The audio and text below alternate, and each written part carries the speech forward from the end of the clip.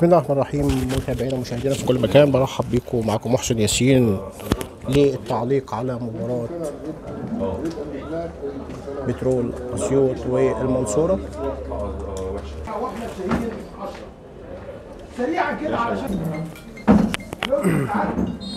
ويطلق حكم اللقاء صفرت بداية الكرة للمنصورة مرة تاني، مقطوعة على طول، بيرجع ورا، ملعوبه الكره اماميه ولكن مقطوعه في الطريق وخطيره للمنصوره والعرضيه، ولكن بيطلع على طول دفاع بترول اسيوط. كوره كانت خطيره، ملعوبه على طول، لمسه عبد الله بيلعبها في الشمال،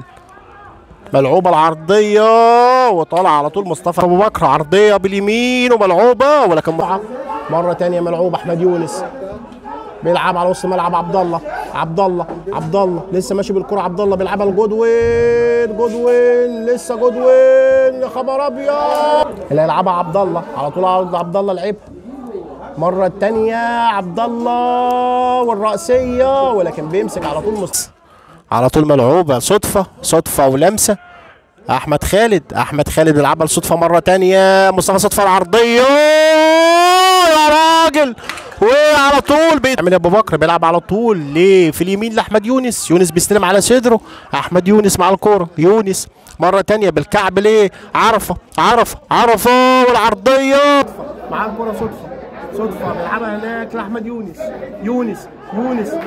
يعمل احمد يونس بيلعبها العرفه والعرضيه، يا خبر ابيض، عرفه شعبان مره ثانيه، عرفه بيلعب العرضيه ولكن على طول لسه والله احمد يونس وبيسدد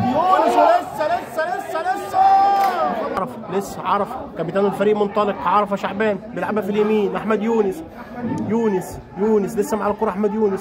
يونس بيلعبها العرضيه وراسيه ولكن بيمسك العرضيه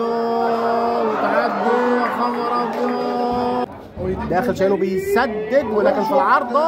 خطيره، ولا بيطلع الدفاع البترول خطير، بتروح ناحيه اليمين هيعمل ايه، وبيعدلها على شماله وبيسدد، خطيره وبيعدي ورايح، خطيره وعبد المحسن على طول بيطلع ويمسك كورته، على طول عبد المحسن بيطلع ويمسك كورته، حلوه مره ثانيه سمكه، احمد يونس بياخدها،